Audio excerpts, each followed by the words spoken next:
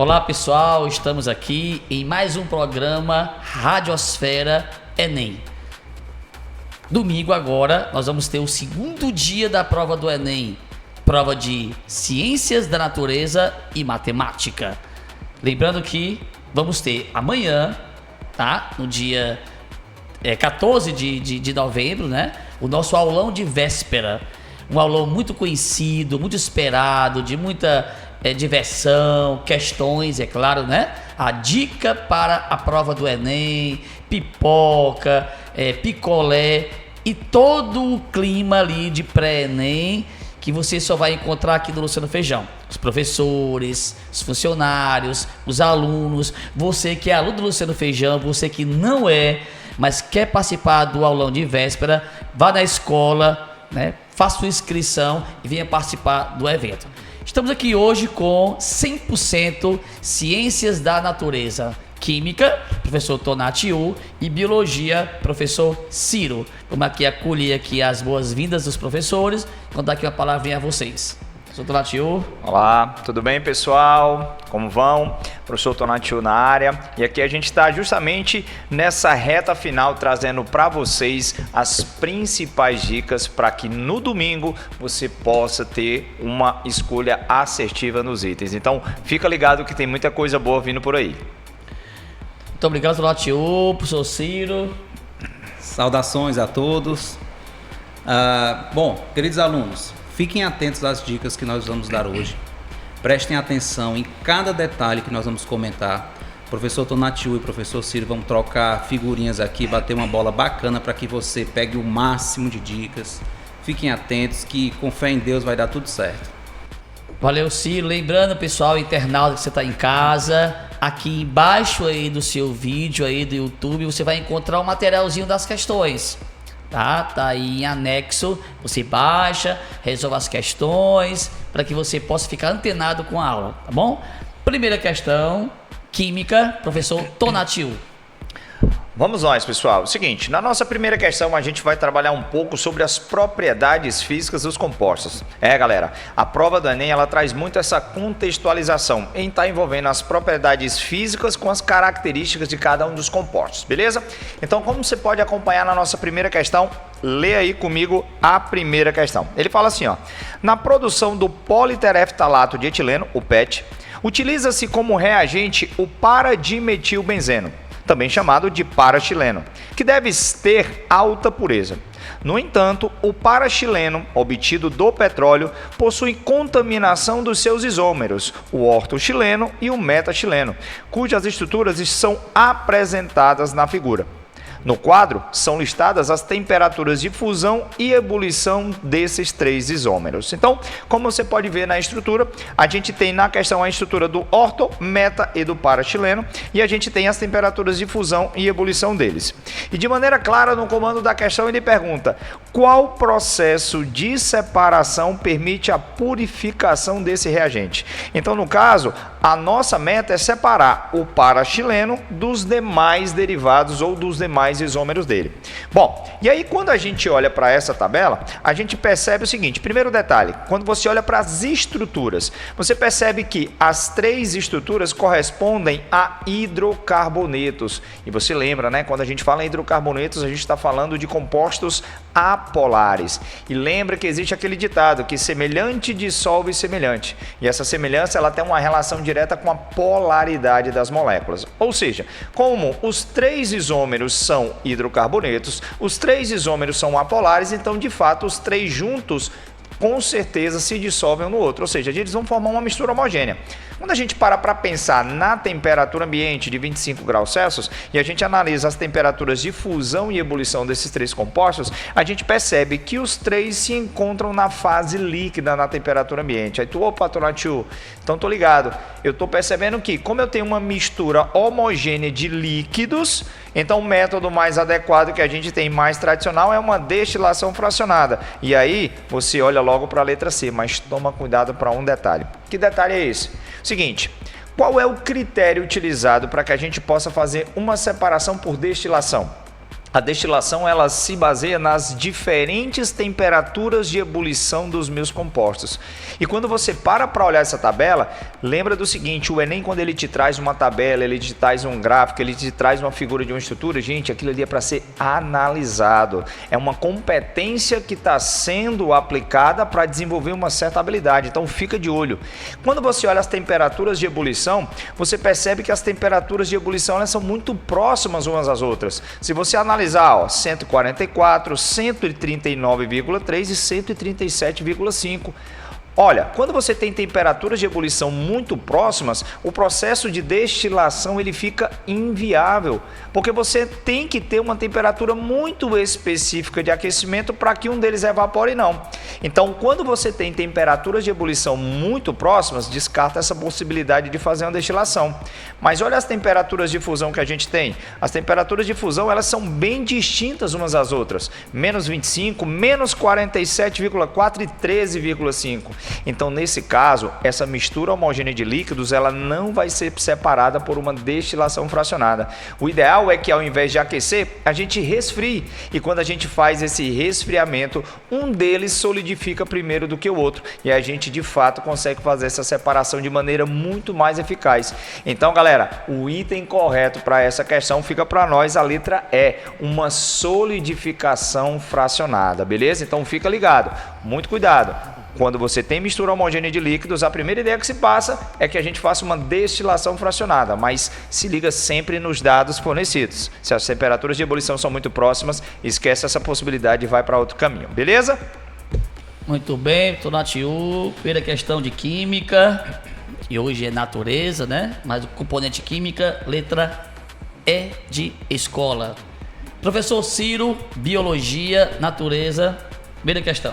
Muito bem, professor Tonatiu. A gente percebeu que química orgânica se mistura muito com a bioquímica. Sim. Né? Então a gente vai trocar umas ideias aqui acerca sobre esse assunto. Mas a nossa primeira questão, ela envolve um sistema muito importante do nosso corpo, que é exatamente o processo de defesa contra patógenos. Esse assunto ele tem uma certa tendência de cair no Enem, porque o Enem ele é uma prova muito atual. Então ele percebe coisas que estão acontecendo no mundo, especialmente em relação a problemas de saúde, problemas ambientais, e tenta correlacionar para saber se você está atento às atualidades. E a nossa primeira questão diz o seguinte: durante uma pandemia causada por um novo vírus respiratório, pesquisadores observaram que o patógeno se replica rapidamente nos alvéolos pulmonares, levando alguns pacientes a desenvolver insuficiência respiratória grave, exigindo a ventilação mecânica. Estudos imunológicos revelaram que a defesa do organismo depende fortemente da ativação do sistema imunológico adaptativo. Eu queria que você prestasse atenção a esse detalhe, com destaques para os linfócitos T, CD8+. Bom, como você sabe, o nosso sistema imunológico ele é classificado, dependendo da ótica, em sistema imunológico inato, que você já nasce com algumas barreiras físicas, celulares e moleculares contra esses patógenos, e o sistema de defesa adaptativo, na qual o nome já sugere o que vai acontecer. Ele vai aprender a se defender de acordo com o patógeno que entra no seu organismo. E isso envolve alguns tipos de imunidade. Por exemplo, a imunidade conhecida como humoral, que vem da palavra humor, que quer dizer fluidos corporais, utilizado na Grécia Antiga, diz respeito à produção de anticorpos, ok? Enquanto nós temos a imunidade celular, que vai exatamente ativar determinadas células para atacar células que estejam infectadas com esse vírus ou células pré-cancerosas, então com algum comportamento anormal, que vai envolver a ativação de células dos linfócitos T. E a gente vai chegar nesse detalhe agora. Por exemplo, ele falou enfaticamente sobre os linfócitos TCD8. O que é que nós temos? Ele pergunta diretamente aqui no comando da questão: qual a principal função desses linfócitos no combate desses vírus? Letra A: produzir anticorpos neutralizantes que impedem a entrada do vírus nas células pulmonares. Você que é aluno fera e você que é aluno que está antenado sabe que a produção de anticorpos é mediada por outras células, por outros grupos de linfócitos, no caso dos linfócitos B.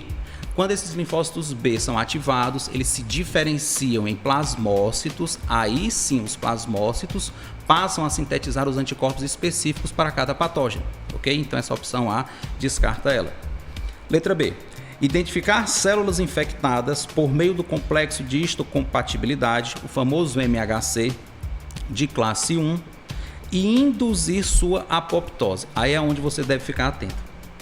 Esse fator maior de histocompatibilidade são proteínas receptoras que se apresentam nos linfócitos TCD4 e TCD8. E existem os linfócitos...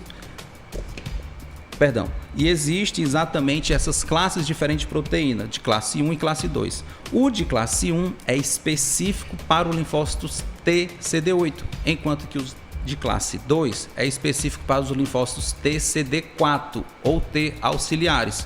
Então, essa letra B está muito fortemente compatível com o gabarito. E ele diz aqui, ó, induzir a sua apoptose. Correto. Os linfócitos TCD8, também conhecidos como citotóxico, vão produzir substâncias conhecidas como porfirinas que vão induzir essas células infectadas à apoptose. A opção correta é a letra B, mas vamos analisar as outras opções. Estimular a secreção de muco pelo epitélio respiratório, criando uma barreira física contra o vírus. Não, porque ele já diz aqui, ó, barreira física já faz parte da barreira do mecanismo inato, da nossa imunidade inata.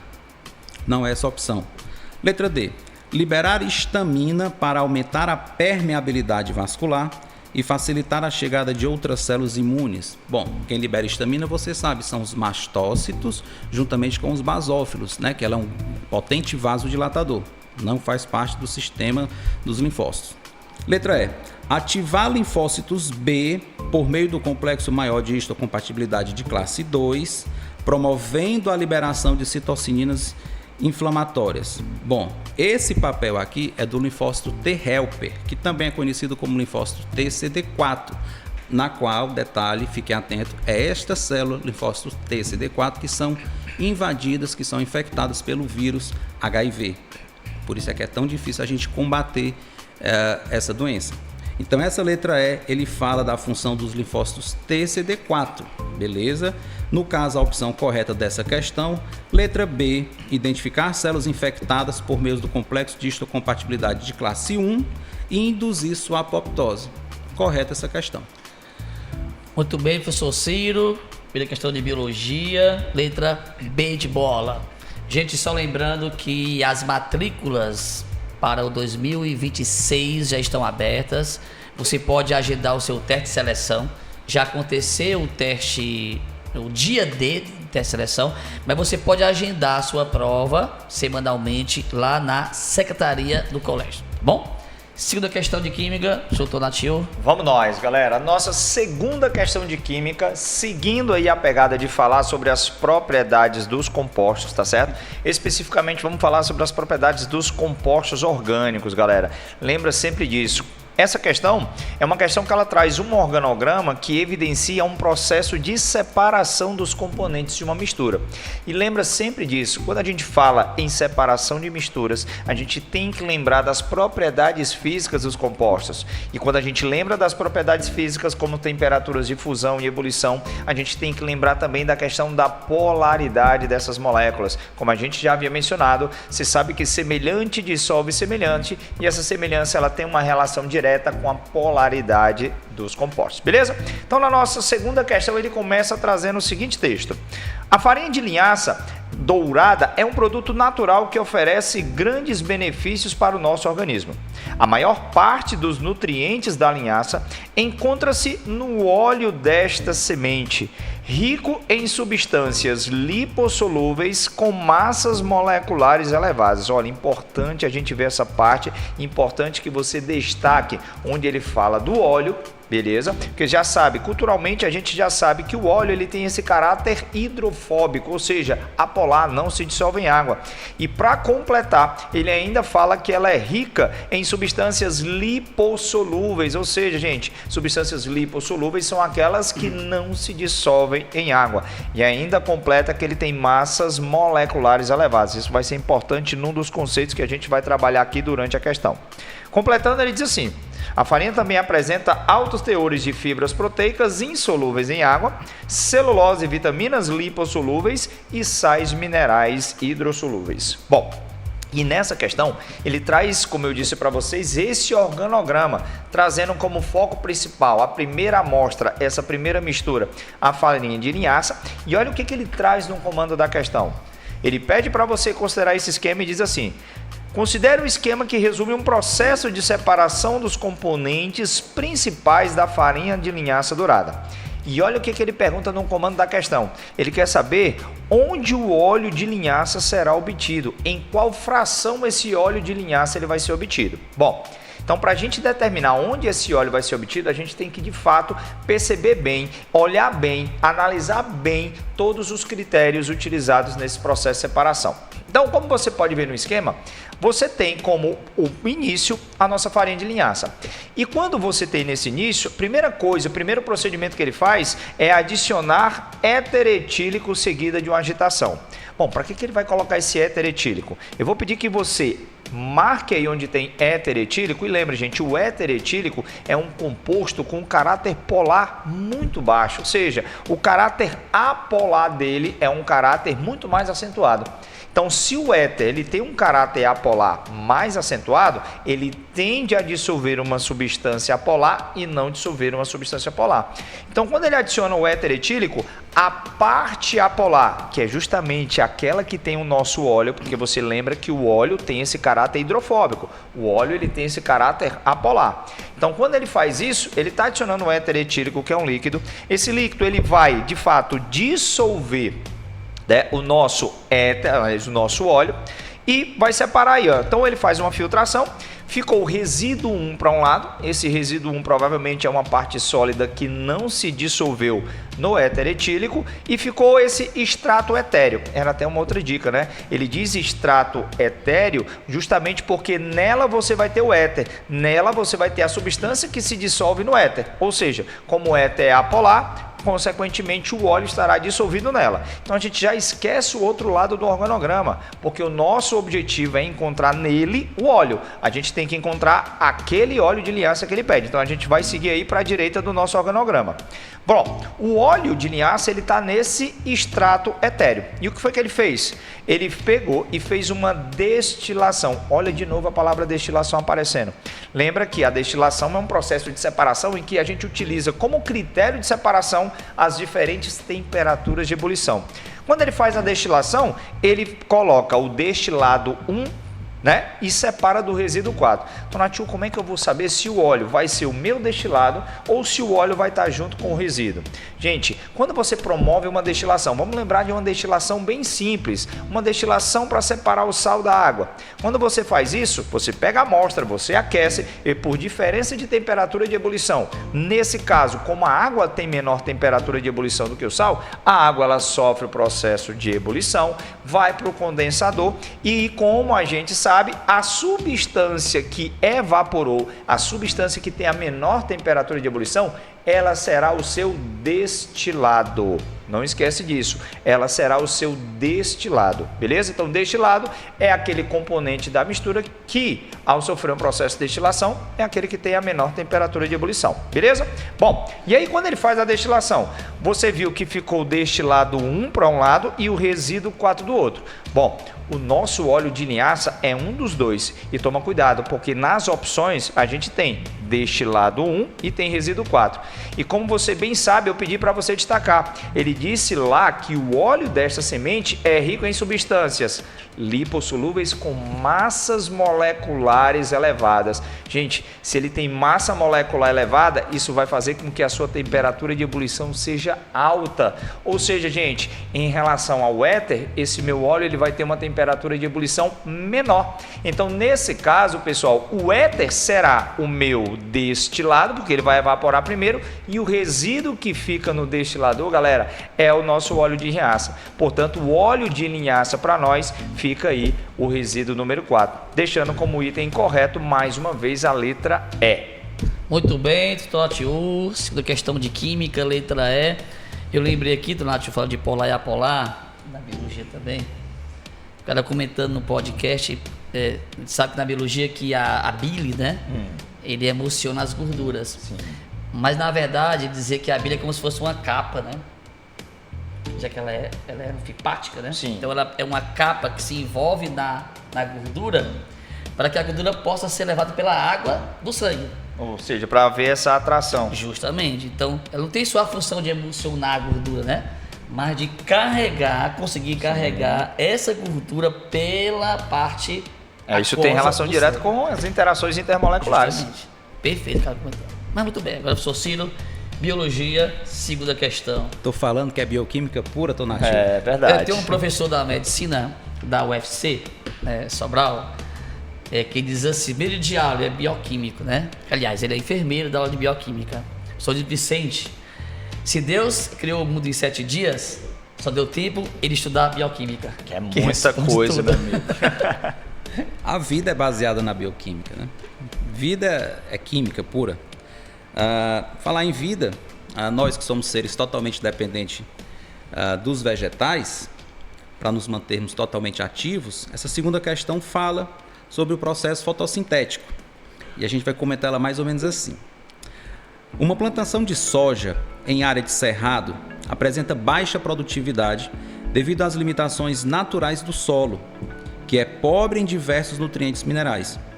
Entre as deficiências observadas, destacam-se a de magnésio e a de ferro, 2 elementos essenciais para o funcionamento adequado do metabolismo vegetal.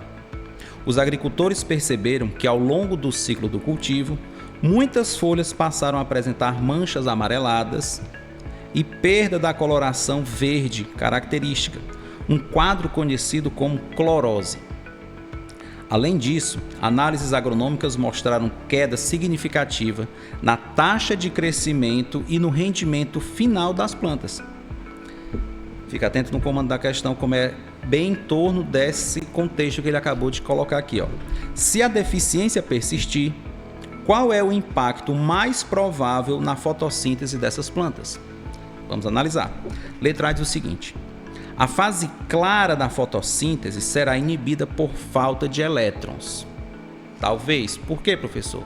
Porque já que eu não vou ter a clorofila, que é o elemento principal da formação se eu não vou ter o magnésio, que é o elemento principal da formação da clorofila, e é ela que é excitada pelos fótons emitidos do Sol para poder arrancar os elétrons, para poder passar pela cadeia transportadora de elétrons, talvez falte esses elétrons. Aí ele continua na frase seguinte: mas a fase escura funcionará normalmente. Errado. Você que é aluno fera está ligado que na fase escura é totalmente dependente dos produtos da primeira fase. Se a primeira fase está inibida na produção de ATP e o NADPH, a fase escura não vai ter como continuar. Então essa opção não faz sentido. Letra B. Apenas a produção de ATP será comprometida, sem afetar a síntese das trioses fosfato, que é o famoso gliceraldeído 3-fosfato, que é o precursor da glicose. Bom, é claro que não. Apenas a produção de ATP será comprometida? Não, todo o ciclo vai ser comprometido. Por quê, professor? Porque você lembra que o ferro ele é importante na ferredoxina e no citocromo da cadeia dos elétrons da fase clara. Letra B está errada. Letra C. A planta aumentará na taxa fotossintética? Como? Se não tem magnésio nem ferro, exatamente elementos essenciais para que ocorra a fase clara? Não vai acontecer isso. Letra D. A fixação de CO2 na fase clara. Você sabe que a fixação do CO2 acontece na fase escura, que a gente até evita chamar esse termo para você não confundir achando que só acontece à noite. Não, entenda, a fixação do CO2 ela acontece tanto de dia quanto de noite, desde que haja ATP suficiente e NADPH suficiente para que ocorra a produção da glicose. Essa letra D está errada. Sobra a letra E.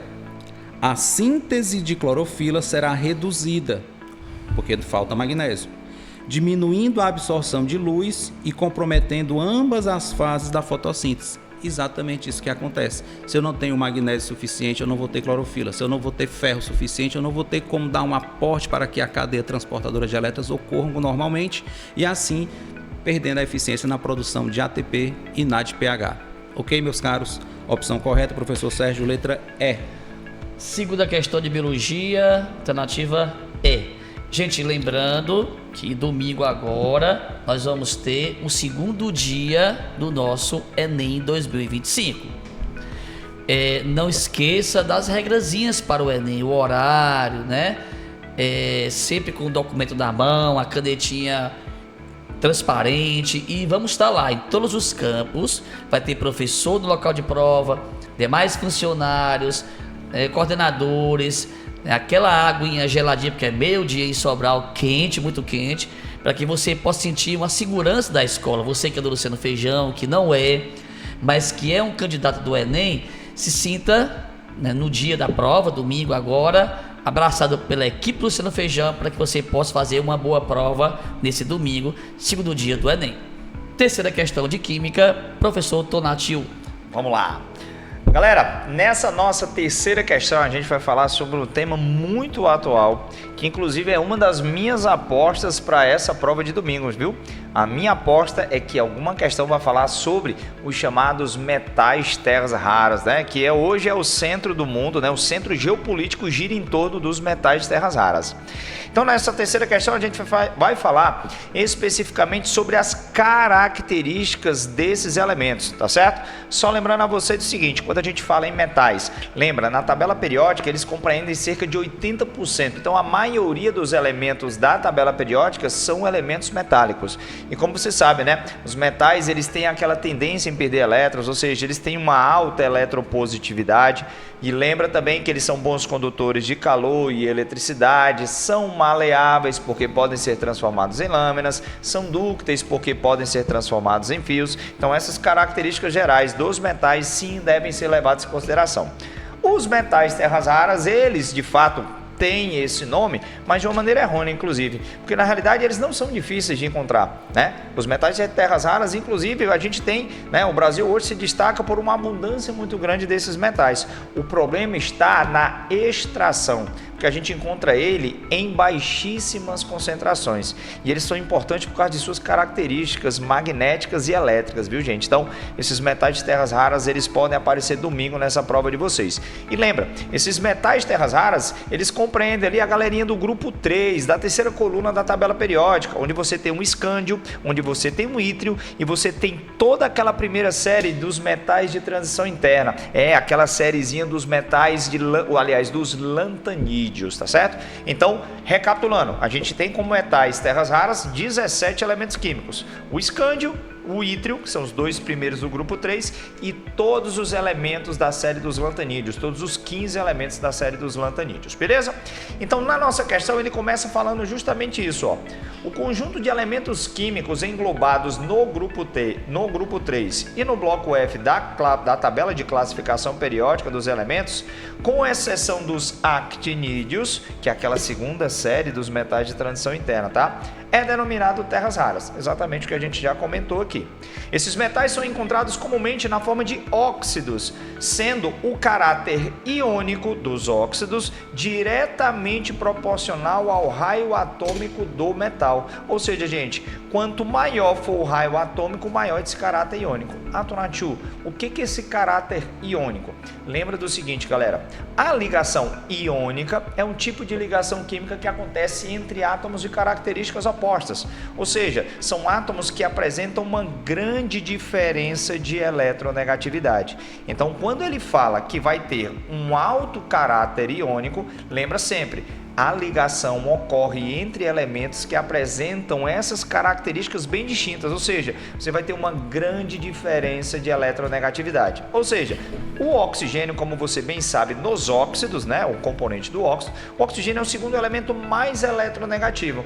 Então, quando o oxigênio se liga a um elemento muito eletropositivo, ou seja, você tem uma grande diferença de eletronegatividade, isso faz com que esse composto tenha um alto caráter iônico, beleza? Bom, e ele começa, e aí no comando da questão ele já cita o seguinte: o metal terra rara, componente do óxido com, marca isso, maior caráter iônico. Então a gente já está antenado, né? como o professor Ciro falou, você que é aluno fera, você já está ligado aí, que quando ele fala que é o maior caráter iônico, você já tem que procurar. É aquele que tem a maior diferença de eletronegatividade, beleza? Então, grifa aí, marca aí, maior caráter iônico, puxa uma setinha e coloca maior diferença de eletronegatividade. Então, na realidade, como o oxigênio, de fato, é o segundo elemento mais eletronegativo, dentre os metais, para ter essa maior diferença de eletronegatividade, eu tenho que ir em busca do metal que tenha a maior eletropositividade. E aí já entra no conceito de propriedades periódicas. Você sabe, né, que a eletropositividade é a tendência que um átomo tem de perder seus elétrons. E você sabe que essa eletropositividade, ela vai crescer ali, gente, para o lado esquerdo da tabela para baixo, né? Então, quem está mais para a esquerda e para baixo tende a ser mais eletropositivo. Como ele mesmo diz, né? Quem está mais para a esquerda e para baixo vai ter mais camadas, vai ter maior raio. A letra A fala do elemento AC, o actinídeo, tu já descarta. Ah, Tonatiuh, mas ele vai estar lá embaixo, né? Pois é, só que ele deixa bem claro no comando da questão que ele quer um metal terra rara. E o actinídeo, ele já está ali na segunda série dos actinídeos. Ele não faz parte do grupo dos metais terras raras. Então o actinídeo, por mais que ele seja bem eletropositivo, ele não entra nesse meu conceito, porque de fato ele não é um metal terra rara como a questão pede. Na letra B a gente tem o lantanídeo. Opa, o lantanídeo tá ali, ó. Ele é o primeiro da série dos lantanídeos, porém, tá certo, galera? Ele é muito eletropositivo. Vamos deixar ele em stand-by. A gente tem o lutécio. Na letra C, o lutécio. O lutécio, quando você faz a distribuição eletrônica, você vai perceber que ele é o último elemento da série dos lantanídeos. Então, como ele é o último daquela série, ele está mais para a direita. Então, entre o lantanídeo, que a gente viu na letra B, e o lutécio da letra C, o lantanídeo ele está mais à esquerda da tabela, então consequentemente ele é mais eletropositivo, então ele vai dar aí uma maior diferença de eletronegatividade, então a gente já elimina aí o lutécio. O escândio, ele é, gente, o primeiro elemento do grupo 3. A Tonatiuh, ele é do grupo 3, assim como o lantanídeo. Mas ele está mais acima. Quem está mais abaixo tem maior raio, e ele deixou isso claro no enunciado. Tem maior raio atômico. Portanto, gente, o escândio tem menor raio atômico em relação ao lantanídeo, então mantenham ele aí, mantenham o lantanídeo. E por último, a gente tem o mercúrio Hg. Galera, o mercúrio é lá do grupo 12. O grupo 12, gente, é o último grupo dos metais de transição. Quando você faz a distribuição eletrônica, você percebe que ele termina em D10. Ele faz parte do grupo 12. Então tá mais para a direita, tá certo? Da tabela, que não é tão interessante. Então, dentre os metais listados, né, aquele que vai corresponder de fato a um metal terra rara de maior eletropositividade e consequentemente vai trazer para mim uma maior diferença de eletronegatividade é o da letra B de bola, o lantanídeo. Lembrando que o mercúrio que a gente mencionou, ele não é um metal terra rara, então de cara também já seria um item a ser descartado. Então, confirmando, terceira questão, B de bola para você. Sou Tonatiuh, no meu tempo, né, de ensino médio, que era científico ainda, que era vestibular da UVA, de UES, essas suas dicasinhas de para direita, para baixo, era coisa decoreba. Então hoje que o Enem você tem que aplicar isso aí, né? Isso, inclusive, aproveitando a oportunidade, tem a regra do N, viu, galera? Eu sempre falo em sala de aula a regra do N. Aí, poxa, que N? A gente tem um monte de propriedades periódicas. Energia de ionização, eletronegatividade, raio atômico, eletropositividade, densidade, e aí fica aquela confusão. E aí, galera, para quem quer memorizar, lembra da regra do N. O que é a regra do N? Se no nome da propriedade periódica tiver a letra N, ela sempre vai crescer da mesma forma. Vai ser na tua tabela da esquerda para a direita e de baixo para cima. Eletronegatividade cresce assim, tem N. Energia de ionização tem N, cresce assim. Afinidade eletrônica cresce assim. Aí tu, Tonatiuh, e se não tiver a letra N? Vai crescer de forma contrária. Raio atômico não tem N de navio, portanto cresce o contrário. Eletropositividade não tem N, então é só crescer de forma contrária. Tonatiuh, você que é do Ceará, né? Sim. Quem é o melhor jogador do Ceará hoje? Hoje, rapaz, hoje eu vou no Galeano. Então, a química sem o Tonatiuh é o Ceará sem o Galeano. Ô, rapaz, nem me fale. Vamos lá, Ciro. Professor Tonatiuh, essa aposta, ela vem forte.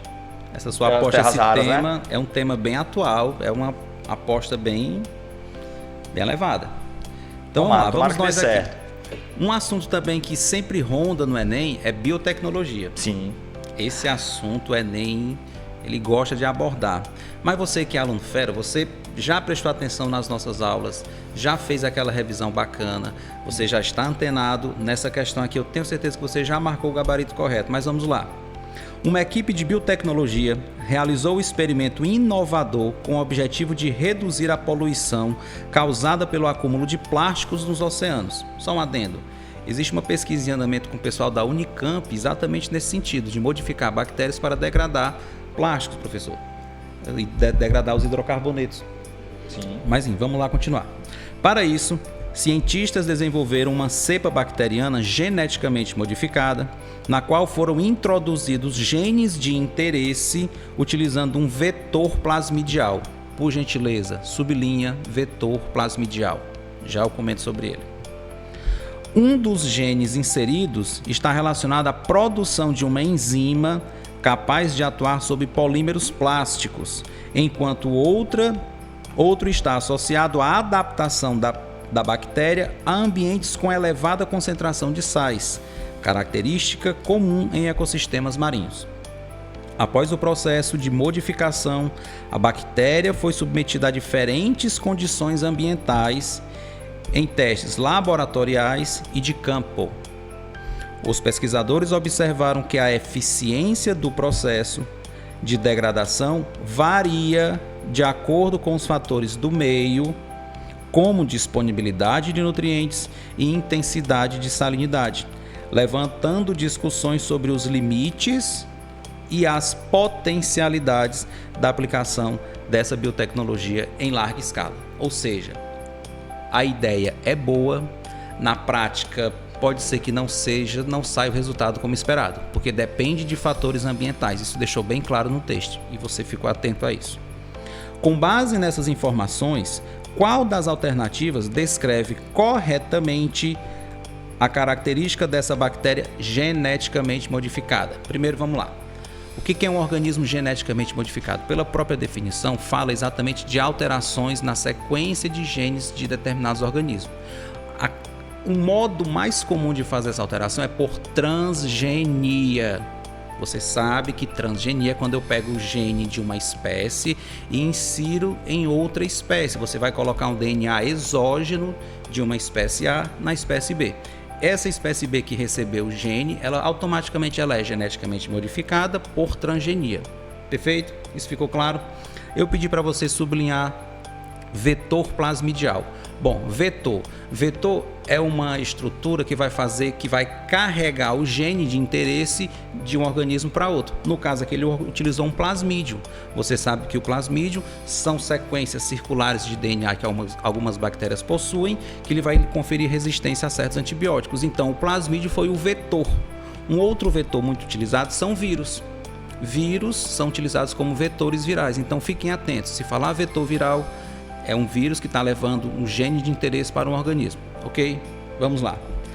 Com base nessas informações, qual das alternativas descreve corretamente a característica dessa bactéria geneticamente modificada? Letra A. A bactéria é transgênica? Sim. E transmitirá alguns genes inseridos a todas as suas descendentes? Alguns. Por que não todos? Por que a DNA polimerase, quando ela for replicar o DNA da bactéria, por que ela vai fazer uma distinção? Esse vai, esse não vai. A DNA polimerase, que é a enzima que replica DNA, ela não vai fazer distinção. Então, quando o DNA cromossômico é duplicado como um todo. Então, essa opção não faz sentido a gente marcá-la, ok? Letra B. A bactéria contém transgenes. Sim. Mas sua expressão, ou seja, o modo se esses genes vão ser ativados e expressos em RNA mensageiro e proteínas, pode variar. E ele deixou isso claro no texto, que depende de condições ambientais, dependendo do promotor genético e das condições ambientais. Ciro, e esse promotor genético é o quê? É uma região que fica anterior ao início da sequência de transcrição, onde essa região promotora vai recrutar fatores transcricionais para que ocorra a transcrição daquele gene. Então, realmente depende disso, porque esses fatores transcricionais dependem de outras proteínas que serão produzidas por outros genes. Faz sentido ser essa letra B. Letra C. A enzima produzida garante a eliminação completa de plásticos no ambiente, independentemente da quantidade de resíduos. Opa, pera lá. Você lembra que enzimas têm alguns fatores limitantes, entre eles a concentração de substrato. Letra D. A inserção de 2 genes assegura que ambos serão expressos simultaneamente com a mesma eficiência. Você acabou de ler no texto que ele não diz isso, né? Letra E. O uso de plasmídeos como vetores impede qualquer mutação nos genes inseridos ao longo das gerações. Espera lá. Quer dizer, o fato de eu utilizar um plasmídio, essa bactéria, esse organismo vai ficar isento de mutações? Você sabe que mutações podem acontecer de modo aleatório. Não tem nada que garante que não vai acontecer. Então, a opção mais sensata para essa questão, você já marcou, que eu tenho certeza disso, é a letra B. Professor Sérgio, letra B de bola. Muito bem, professor Ciro. Terceira questão, letra B de bola. B de bola. Ciência da natureza. Lembrando, pessoal, que temos agora, no dia 14 de novembro, portanto, amanhã, o nosso segundo aulão de véspera. Vá na secretaria do colégio, né, faça sua inscrição, para que você possa receber esse conteúdo de aula, de dicas, de matemática, de biologia, de química e de física, para que você possa fazer uma boa prova agora, domingo, no segundo dia do Enem. Professor Tonatiuh, quarta questão, não é isso? Isso. Vamos lá, galera. Gente, nessa quarta questão a gente vai trabalhar um pouquinho a radioatividade. E aí, Ciro, aproveitando um gancho aqui na biologia, a gente vai falar sobre o iodo, né? A função biológica do iodo. E me corrija se de fato eu estiver errado, mas a tireoide é um grande receptor de iodo, né? Perfeitamente, professor. Tireoide é um excelente e mais importante receptor de iodo, exatamente para produzir os hormônios tireoideanos, especialmente o T3 e o T4. Massa, tranquilo. Inclusive no acidente em Chernobyl, né? Esse ano faz aniversário, né, do acidente? Isso, né, foi em 86. Na realidade, completa-se 39 anos do acidente, né? E aí o que acontece? Algo que chamou a atenção de alguns médicos e enfermeiros na época do acidente é se o hospital tinha estoque de iodo. E muita gente ignorou, inclusive, esse fato. Porque, de fato, quando você tem pílulas de iodo, você satura a tireoide com o iodo, que teoricamente é saudável, para que, quando houve o acidente, houve uma grande liberação de iodo radioativo. E aí, como a tireoide é um ótimo receptor, de fato ela ia receber esse iodo radioativo. Então, a partir do momento que a tireoide está saturada, né, com o iodo saudável através das pílulas, consequentemente o iodo radioativo ele não seria absorvido, então a chance de desenvolver algum tipo de câncer de tireoide, algo do tipo, seria de fato reduzida aí a uma quantidade muito baixa. Se não me engano, em Fukushima também foi distribuído pílulas de iodo. E é o que a gente tem na questão, exatamente. Olha aí. Ele fala assim, ó, na nossa quarta questão, turma, ó, ele fala assim, ó, o elemento iodo tem função biológica e é acumulado na tireoide. Nos acidentes nucleares de Chernobyl e Fukushima, ocorreu a liberação para a atmosfera do radioisótopo iodo 131, responsável por enfermidades nas pessoas que foram expostas a ele. O decaimento de uma massa de 12 microgramas do isótopo iodo 131 foi monitorado por 14 dias conforme o quadro abaixo. Então, gente, como eu disse para vocês, as tabelas, os gráficos, as figuras mencionadas para vocês nas questões servem justamente para trabalhar a devida competência para desenvolver uma habilidade de você nessa questão. Então, gente, todas as informações contidas são extremamente úteis. Então, o que você tem aí? Você tem realmente a quantidade de iodo que foi monitorada nos 14 dias. E ele pergunta o seguinte: após o período de 40 dias, a massa residual, a massa que resta desse isótopo é mais próxima de... Aí peraí, Tonatiuh, como é que eu vou saber qual é a massa que vai restar após 40 dias? Você sabe que o processo de decaimento, esse processo de redução da quantidade da minha amostra radioativa, ela tem uma coisinha chamada cinética radioativa, que tem uma referência direta, sabe com o quê? Com o chamado período de meia-vida. Não esquece disso, o período de meia-vida, como o próprio nome sugere, ele vai indicar para você o tempo em que a minha amostra radioativa é reduzida pela metade. Então, o que a gente vai fazer nessa tabela? olha para a massa inicial de iodo. Você percebe que a massa inicial do iodo ela é de 12 microgramas. E aí você vai pensar o seguinte, qual seria de fato a metade dessa massa inicial? Então a metade de 12, 6. Quando você olha para 6, galera, de 12 para 6, você percebe nesse caso que passaram-se quantos dias? 8. Aí estava o segredo da questão. Pois bem, gente, o que acontece? Nesse caso, a gente conseguiu determinar o período de meia-vida desse iodo. Você percebeu que quando passou-se 8 dias, a quantidade dele saiu de 12 para 6, ou seja, exatamente a metade. Então agora fica mais fácil. Então agora a gente já consegue determinar que a cada 8 dias essa quantidade reduz pela metade. Ele pede para a gente analisar num período de 40 dias. Vamos pensar juntos aqui. Em 40 dias, como cada período de meia-vida é de 8 dias, a gente conclui que ele passou por 5 períodos de meia-vida, né?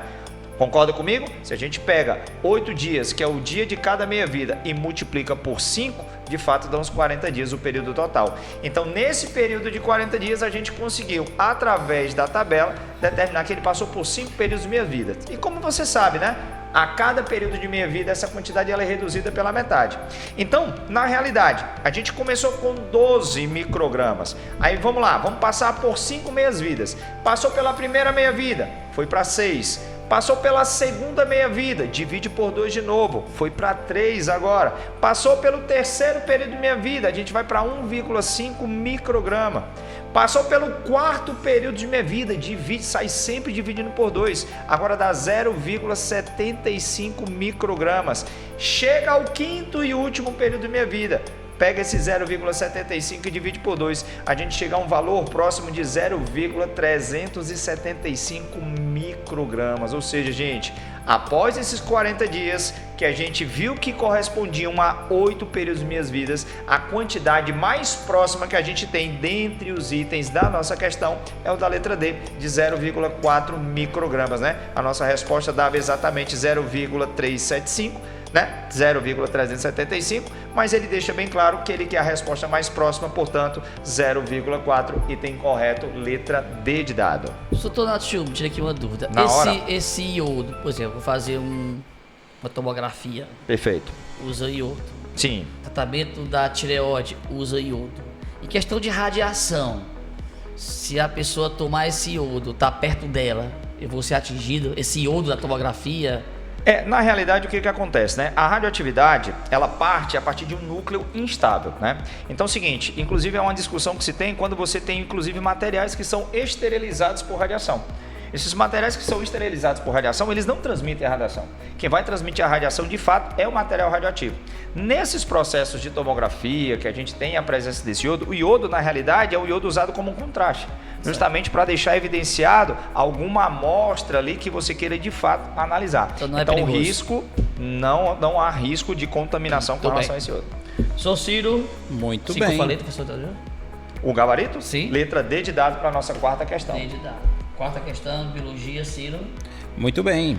Vamos para a nossa quarta questão, que é um assunto que vem também com muita força no Enem. Evolução biológica, senhores. Em um arquipélago do Oceano Pacífico, 2 ilhas próximas apresentam populações de uma mesma espécie de ave, que ao longo do tempo passaram a enfrentar pressões seletivas distintas.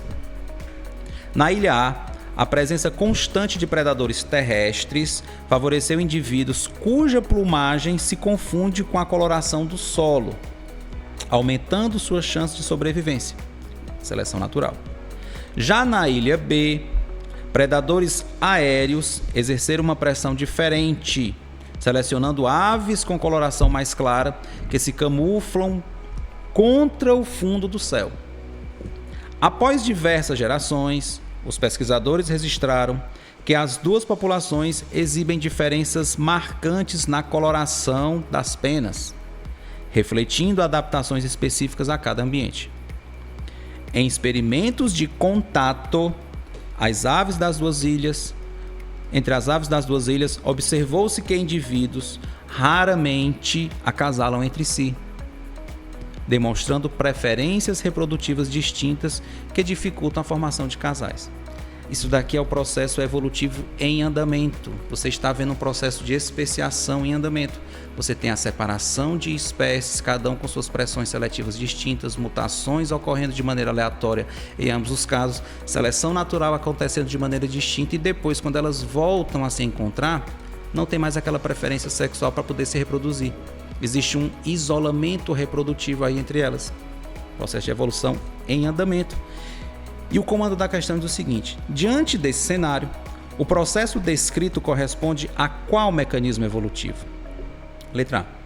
Seleção direcional, seguido por fluxo gênico entre as ilhas. Fluxo gênico entre as ilhas? Se elas estão separadas, não vai ter. E outra coisa, seleção direcional, você lembra que a gente viu isso em sala de aula, que a seleção direcional favorece um dos fenótipos extremos. Nesse caso aqui, 2 fenótipos estão sendo selecionados, não foi um dos fenótipos, certo? Não é direcional. Letra B. Deriva genética associada à especiação simpátrica. Você lembra o que é deriva genética?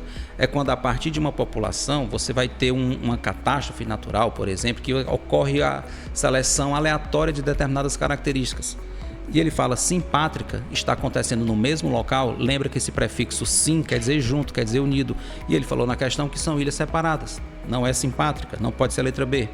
Letra C.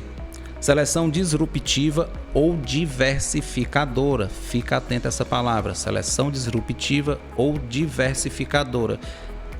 Com isolamento reprodutivo pré-zigótico. Bora lá lembrar o que é isso. Seleção disruptiva é quando ambos fenótipos extremos são favorecidos e aquele fenótipo intermediário vai começando a desaparecer ao longo de gerações. Nesse caso aqui aconteceu. As aves com uma determinada característica para esse ambiente, com a plumagem, e as outras aves para essa característica com outra plumagem. Ou seja, esses fenótipos extremos estão sendo selecionados. E quando elas foram colocadas em contato, ele falou aqui na questão que existia uma dificuldade reprodutiva, ou seja, dificuldade na formação do zigoto, acontecendo um isolamento reprodutivo pré-zigótico, ou seja, antes da formação do zigoto. Letra C está correta, mas vamos analisar as outras. Seleção estabilizadora com especiação alopátrica. Essa palavra alopátrica quer dizer exatamente isso. Está acontecendo a diversificação em locais distintos. Mas não é estabilizadora, porque o fenótipo intermediário aqui não está sendo favorecido, e sim os fenótipos extremos. Seleção balanceada, mantendo a variabilidade genética nas populações? Não. A opção sensata, a opção mais correta é a letra C de casa, professor Sérgio. Tema muito importante para o Enem, evolução biológica. Fiquem atentos. Muito bem, professor Ciro. Letra C de casa, 4ª questão. 5ª e última questão de química, professor Tonatiuh. Vamos nós, galera. Seguinte, na nossa última questão a gente vai trabalhar um pouquinho termoquímica, que é um tema sempre recorrente. E vale a pena lembrar, galera, que a quantidade de calor envolvida no processo ela é diretamente proporcional à quantidade de espécies químicas que participam. Não esquece desse detalhe, tá? Nessa questão, ele vai falar o seguinte, ó. Por meio de reações químicas que envolvem carboidratos, lipídios e proteínas, nossas células obtêm energia e produzem gás carbônico e água.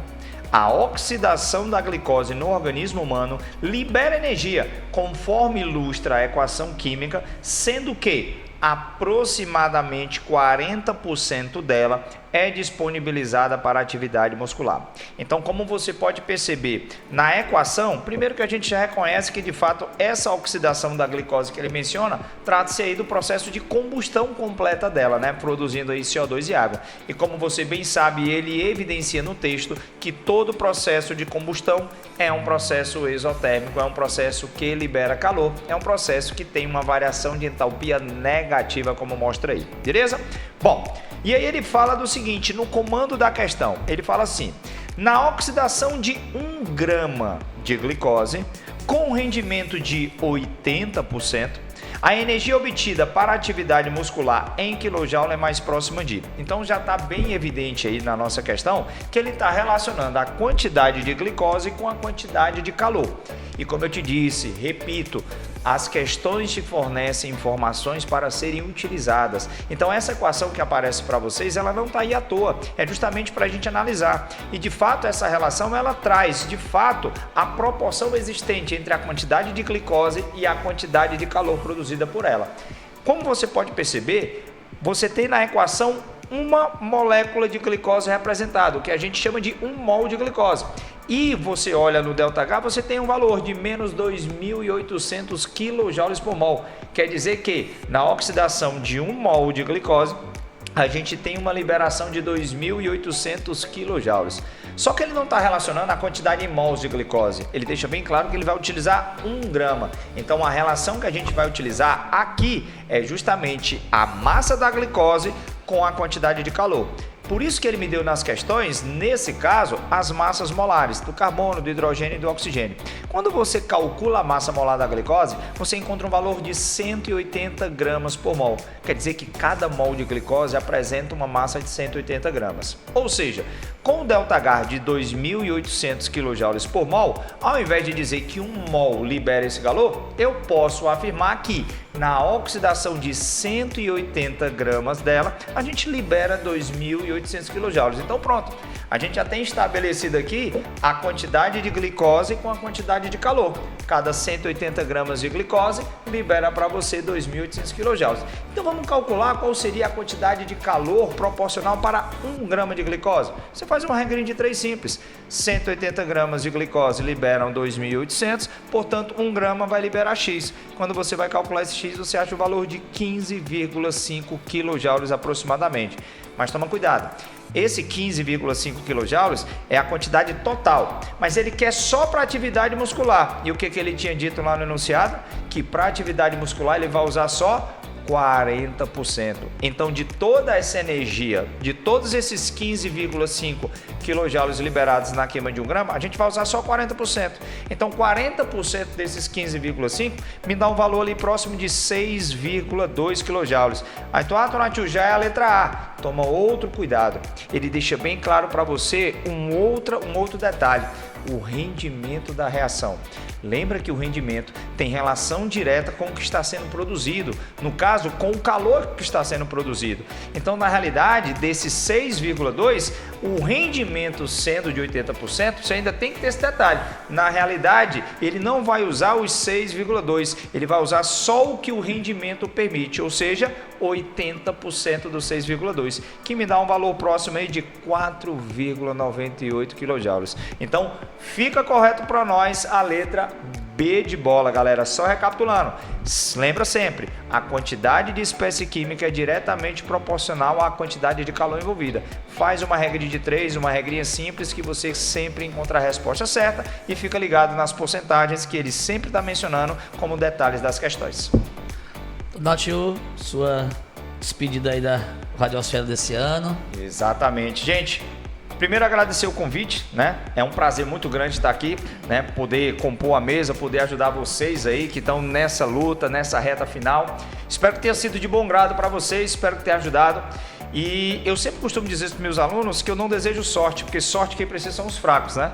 Eu sempre costumo dizer que os meus alunos, eu desejo uma excelente prova, porque eu não tenho nenhum aluno fraco, né, gente? Então não desejo sorte, desejo uma excelente prova, que Deus os ilumine e tenho certeza que vai dar tudo certo para vocês no domingo. Tonatiuh, muito obrigado pela sua participação. Eu agradeço. Sr. Ciro, quinta questão e a sua despedida. Quinta questão e última. Bom, vamos lá, pessoal. Você sabe, como eu falei agora há pouco, o Enem adora temas atuais. E hoje em dia você sabe que está na moda essas canetinhas emagrecedoras, né? Que mexe muito com a fisiologia do sistema nervoso e do sistema digestivo. E vamos dar uma olhadinha aqui. Nos últimos anos, medicamentos aplicados por meio de canetas injetáveis, como a semaglutida e a tisapartida, vêm sendo utilizados no tratamento de obesidade e diabetes tipo 2. Esses fármacos atuam mimetizando ou potencializando a ação dos hormônios intestinais, conhecidos como incretinas, que participam da regulação da digestão e do metabolismo energético. As incretinas, escuta bem, as incretinas aumentam a secreção de insulina pelo pâncreas de forma dependente da glicose, retardam o esvaziamento gástrico, promovem maior sensação de saciedade, levando à redução da ingestão alimentar. Estudos clínicos mostram que pacientes em uso dessas medicações apresentam perda de peso significativa associada a alterações no funcionamento fisiológico do sistema digestório. Bom, o professor Tonatiuh trouxe uma questão agora há pouco de bioquímica pura, que é exatamente a quebra da glicose para gerar energia para ter ATP, não é isso? Exatamente. Muito bem relacionado aqui, ó. E esse tema aqui, meu povo, mexe exatamente com a fisiologia do sistema digestório, modulando alguns hormônios que o nosso corpo produz para manter a motilidade intestinal. Ele falou agora há pouco que faz o quê? Diminui a motilidade gástrica, o alimento vai ficar mais tempo no teu estômago, te dando mais saciedade. Por isso é que tem alguns pacientes que, quando fazem uso dessa medicação, sentem enjoos, porque o alimento que está lá já fica muito tempo e ele fica produzindo mais suco gástrico, aquele enjoo vai se persistindo. Outra coisa característica desse medicamento é que o indivíduo ele passa a ter assim um estado de fraqueza por conta exatamente da não ingesta alimentar, porque vai estar diminuindo a produção da sua energia. Mas vamos ver o que diz essa questão no seu comando. Ó. Com base nessas informações e nos conhecimentos da fisiologia humana, o efeito central dessa terapia no organismo está relacionado à letra A, intensificação da secreção de glucagon. A gente acabou de ler que esses medicamentos atuam na estimulação da insulina, não do glucagon. Então, essa opção A vai contra o que diz agora no texto. Você fique atento que muitas vezes a questão de biologia, a resposta está no texto. É só você interpretar. A questão anterior do professor Tonatiuh mostrou exatamente isso. Você sabe resolver, mas se você não ficar atento aos detalhes da questão, você não vai conseguir responder. E eu tenho certeza que você vai ficar atento. Eu tenho certeza que você vai conseguir. Então, essa letra A não pode ser a opção correta. Letra B. Estímulo direto das vilosidades intestinais, elevando a absorção de nutrientes e reduzindo o gasto metabólico basal? Não falou nada disso. As nossas vilosidades estão lá para aumentar a área de superfície de contato com os alimentos. Letra C. Modulação da ação pancreática e gástrica, resultando em maior liberação de insulina, atraso no esvaziamento do estômago e controle da saciedade. Bate exatamente com o texto. Letra D. Aumento da secreção de ácido clorídrico e pepsina no estômago, favorecendo a digestão proteica e acelerando o trânsito alimentar? Não, ele faz exatamente o contrário em relação ao trânsito alimentar. Ele não vai estimular a produção de ácido clorídrico e de pepsina, que senão vai te dar uma azia a curto prazo. Letra E. Bloqueio da atividade enzimática pancreática. Pelo amor de Deus, se bloquear a atividade enzimática, a gente praticamente vai ficar com inanição. Você não vai conseguir absorver nada, porque as enzimas aqui vão fazer a digestão química dos nutrientes. Se não consigo digerir, eu não vou conseguir absorver. Então não tem lógica esse medicamento atuar dessa maneira. A opção correta, a opção sensata dessa questão, professor Sérgio, muito fácil e muito atual. Eu queria que vocês ficassem atentos. Fisiologia humana é um assunto que cai também com certa frequência no Enem. Letra C de casa. Minhas considerações finais? Sim, claro, gostaria de agradecer o convite, a presença do professor Tonatiuh, professor Sérgio, você que está aqui nos assistindo até agora, muito obrigado pela sua audiência. Gente, eu tenho certeza que Deus vai iluminar o coração de vocês, a mente, você vai com toda fé, com toda tranquilidade. Ponha Deus na sua frente, lembre das nossas conversas em sala de aula, que eu tenho certeza, como o professor Tonatiuh falou, vai dar tudo certo. Vai dar tudo certo. Um beijo no coração, fiquem com Deus e até a sua matrícula na faculdade, na universidade. Exatamente. Muito obrigado, Sr. Ciro, Sr. Tonatiuh, a você, internauta. Amanhã estaremos aqui com mais uma aula para o segundo dia do Enem. Obrigado e é isso.